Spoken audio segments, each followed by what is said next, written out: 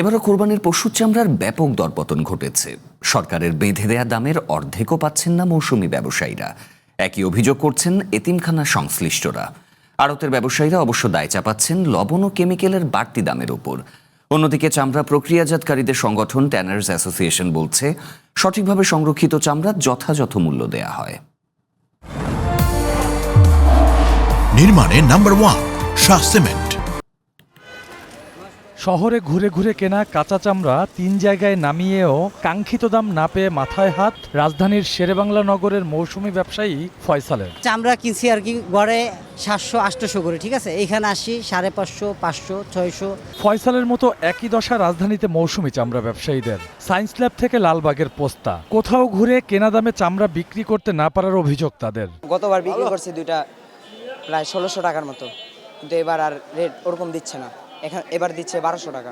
মহলায় 600-700 করে কিনা, এইদিকে হারা 400 করে।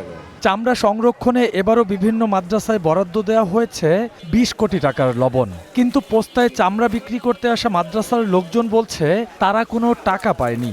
আমরা লবণ টবণ পাইনি, আমাদের লবণ যায় নাই, তো আমার মাদ্রাসা যায়নি, এটা নিশ্চিত আমি জানি। গত বছরের তুলনায় সরকারিভাবে চামড়ার দাম বর্গফুটে 2 টাকা বাড়লেও তারা মৌসুমি ব্যবসায়ীদের কম দিচ্ছেন কেন জানতে চাইলে বলেন, কাঁচা চামড়া সংরক্ষণে খরচ বেশি।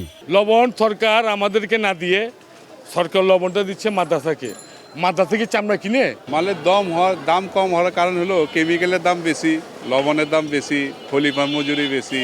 সরকার তো ভালো মানের চামড়ার নাম লবণযুক্ত চামড়ার দাম নির্ধারণ করে, কাঁচামালের দাম তো নির্ধারণ সরকার করে না। এদিকে ট্যানারি মালিকদের সংগঠন বাংলাদেশ ট্যানার্স অ্যাসোসিয়েশনের দাবি, চামড়া সংগ্রহ ও সংরক্ষণে নষ্ট হয় প্রায় 30%। সঠিকভাবে সংরক্ষণ করা চামড়ার নির্ধারিত দাম পরিশোধ করেন তারা।